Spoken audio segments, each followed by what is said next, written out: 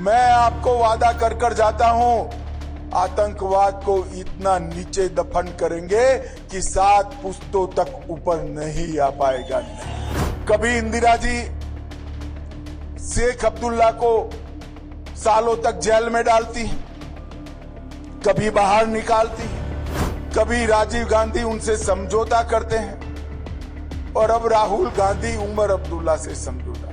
आपने शेख अब्दुल्ला को जेल में डाला था।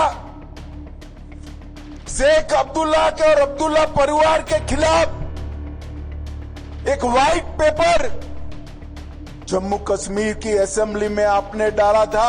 मैं तो आश्चर्यचकित रह जाता हूं। सत्ता का मोह क्या क्या कराता है भाइयों।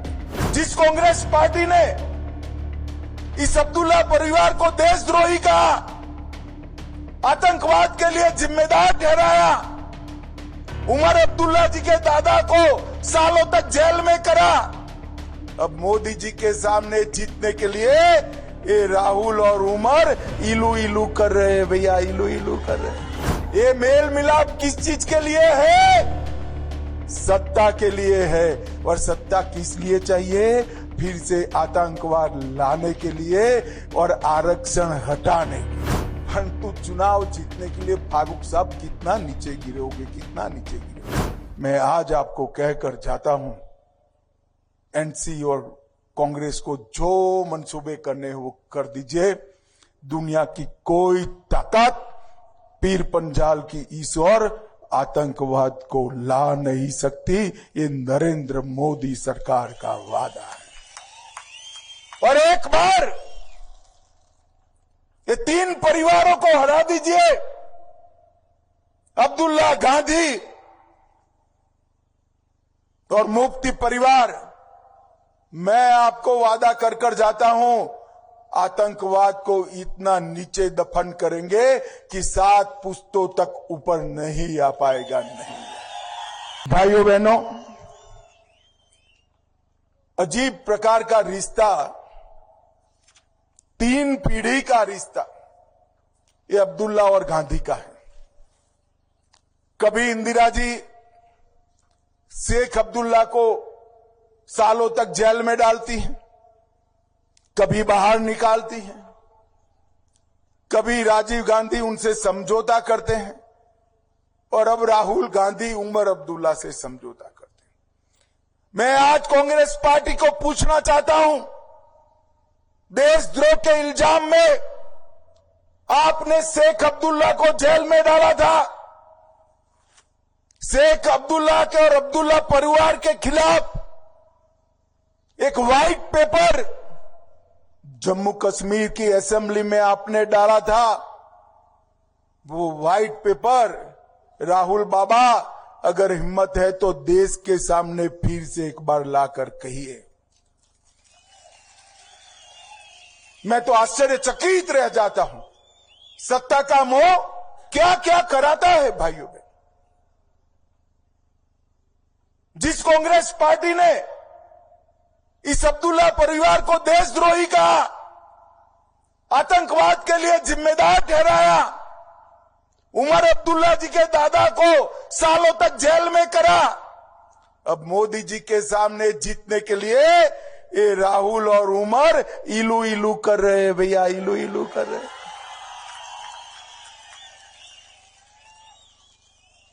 क्या किश्तवाड़ की जनता समझती है या नहीं समझती है? अब देखो, राहुल बाबा को लगता है किश्तवाड़ वाले नहीं समझते हैं। भाई आप समझते हैं ना, ये मेल मिलाप किस चीज के लिए है? सत्ता के लिए है। और सत्ता किस लिए चाहिए? फिर से आतंकवाद लाने के लिए और आरक्षण हटाने के लिए। मगर आप चिंता मत करिए, ना ये जीतेंगे, ना आतंकवाद आएगा, ना 370 वापिस आएगी, ना आरक्षण जाने वाला है, ना माताओं बहनों का अधिकार जाने वाला है। ये नरेंद्र मोदी जी का वादा है।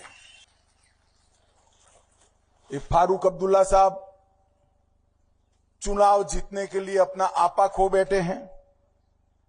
हाल ही में कहीं कह रहे थे पाकिस्तानी सेना और आतंकवादी मिले हुए हैं। भाइयों बहनों, चुनाव तो सबको जीतना होता है, परंतु चुनाव जीतने के लिए फारूक साहब कितना नीचे गिरोगे, कितना नीचे गिरोगे।